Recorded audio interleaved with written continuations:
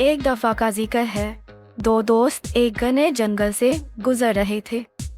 अचानक उन्हें सामने से एक रीछ आता दिखाई दिया।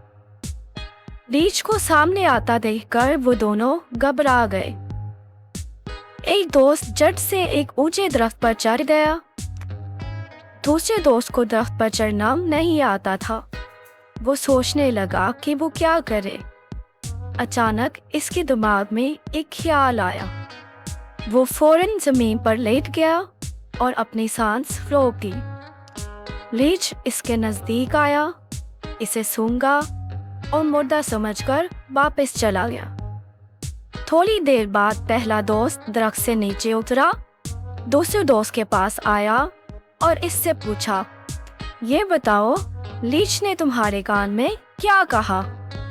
दूसरे दोस्त ने जवाब दिया, रीछ ने मुझसे कहा कि जो मुसीबत के वक्त दोस्त को अकेला छोड़ दे वो सच्चा दोस्त नहीं होता।